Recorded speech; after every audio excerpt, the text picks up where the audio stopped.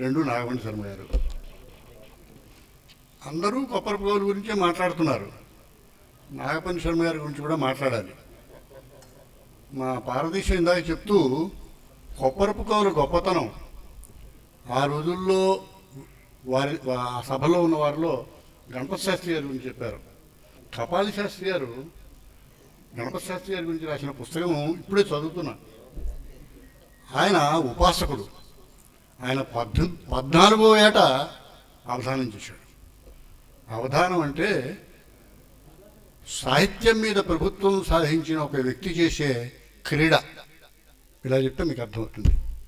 ఆయన 14వ ఏట అంటే ఆటలు పాటలు ఉన్న రోజుల్లో చేశాడు. ఆయన నాకు సంస్కృతంలో కూడా శర్మ గారు చేస్తారు కనుక ఆయన నాకు నవద్వీపంలో ఆయన చేసింది ఒకటి జ్ఞాపకం వచ్చింది. స్తనవస్త్రం పరిత్యజ్య వధువు శ్వశుతం ఇచ్చతి అన్నాడు ఆయన. స్తనవస్త్రాన్ని పరిత్యజించి వధువు మామగారు రమ్మని పిలిచిందని. ఇది ఆయనకి ఇచ్చిన సమస్య. అంటే ఆయన అనుకోలేదు నవద్వీపం వెళదామని. మరి వెళ్ళమంటే వెళ్ళాడు ఆయన. ఈయన పూర్తి చేస్తూ హిడింబా భీమదయిత నిదాగే ఘర్మపూడిత స్తనవస్త్రం పరిత్యజ్య వధువు శ్వశుతం ఇచ్చతి. హిడింబ భీముని భార్య అయిన హిడింబ ఒళ్ళంతా చెమట పట్టగా స్తనవస్త్రాన్ని పరిత్యజించి వాయుదేవుడిని పిలిచిందిట. అది చమత్కారం. ఆయన అడిగారట, ఆయన ద్రౌపది భీమదయిత అని కూడా అనొచ్చు కదయ్యా, హిడింబా భీమదయిత అని అన్నారేమిటని. అంటే పద్మినీ జాతి స్త్రీ ఆ పని చేయదు.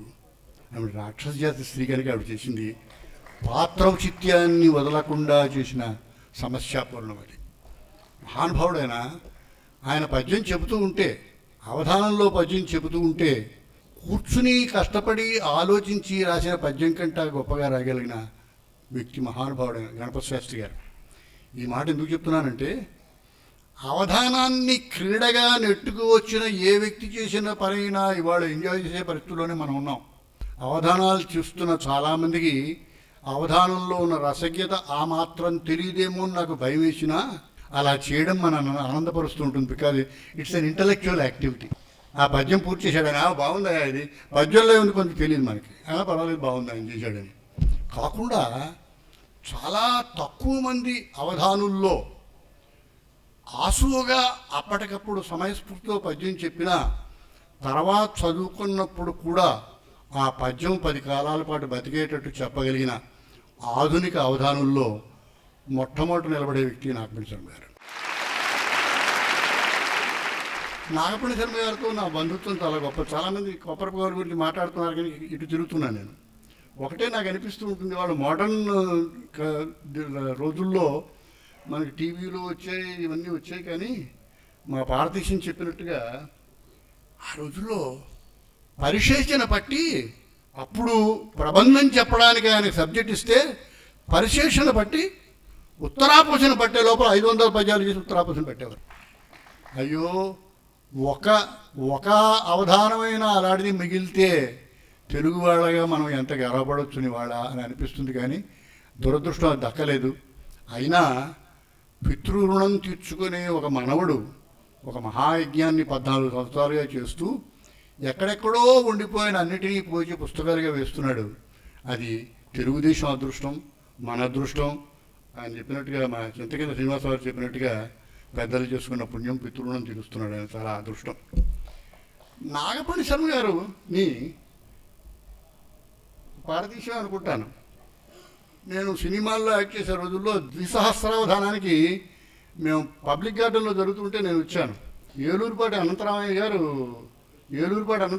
సంచాలకులు మీ పక్కన కూర్చున్నాడు. ఆయన నేను మొహం ఉన్నవాడిని కనుక నన్ను తీసుకెళ్ళి అక్కడ కూర్చోబెట్టి అనంతరామయ్య గారు అన్నాడు, మీరు అక్కడికారు కూర్చోవలసి ఇస్తాను, ఇక్కడికి రండి అన్నాడు. ఆయన కూర్చోబెట్టాడు. ఆయన నన్ను ఏదైనా సబ్జెక్ట్ ఇవ్వమన్నారు, రెండు సబ్జెక్ట్స్ ఇవ్వమన్నారు. ఒక సబ్జెక్ట్ బాగా గుర్తుంది నాకు.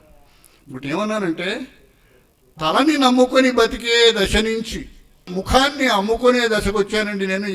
ఈ దరిద్రం గురించి చెప్పండి అన్నాను. తలని నమ్ముకొని బ్రతికే దశ నుంచి ముఖాన్ని అమ్ముకొని బతికే స్థితికి వచ్చిన పరిస్థితి ఆయన చెప్పాడు.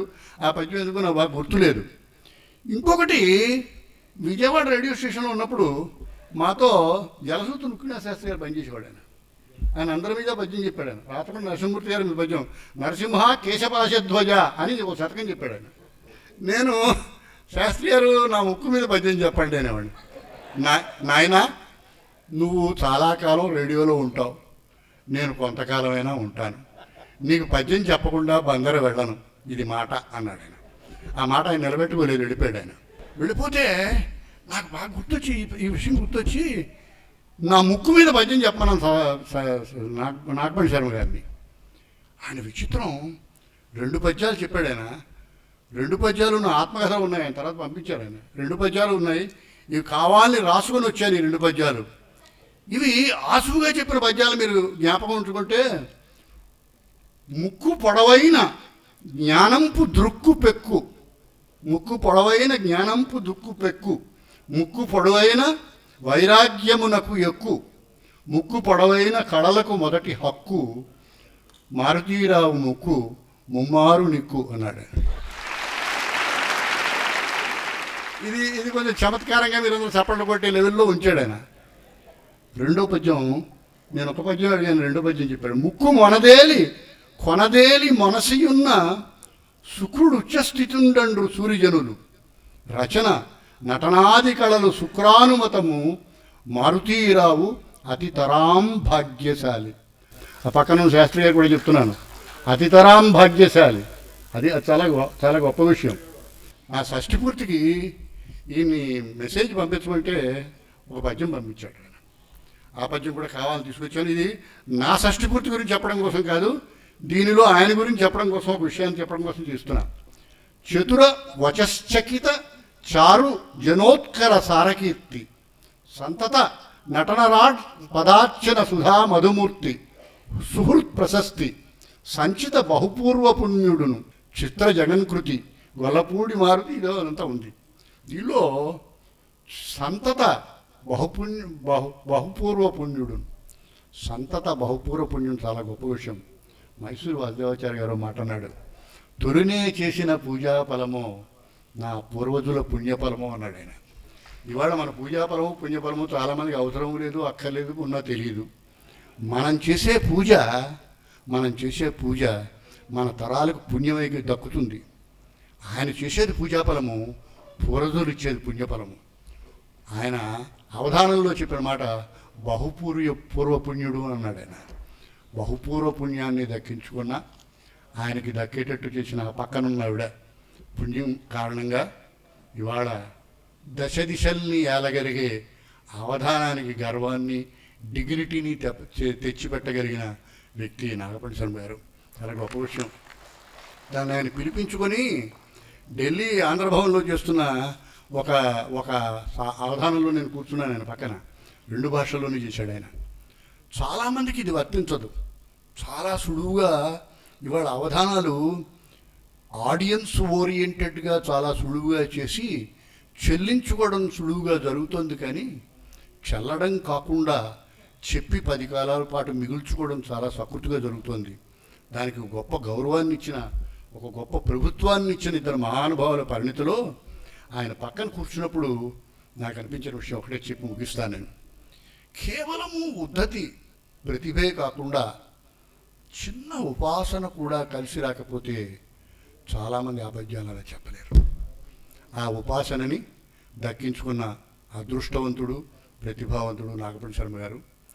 జాతీయ పురస్కారం స్థాయికి తీసుకొచ్చిన, ఎదిగిన ఈ పురస్కారాన్ని ఇవాళ వారికి అందించడం చాలా సబబుగా, గొప్పగా, ఆనందంగా, అవధానానికి దక్కిన మర్యాదగా ఉంది. ఇవాళ 2 మహాశర్మలు ఉన్నారు. ఒకటి పురస్కారం ఇచ్చే మా శర్మ, పుచ్చుకునే ఆయన కూడా మా శర్మే, మాడుగుల నాగపండి శర్మ. సో ఇస్తున్న మా శర్మ గారికి, పుచ్చుకుంటున్న ఈ శర్మ అనే మా శర్మ గారికి మనసా వాచ అభినందనలు తెలియజేస్తున్నాను. నమస్కారం.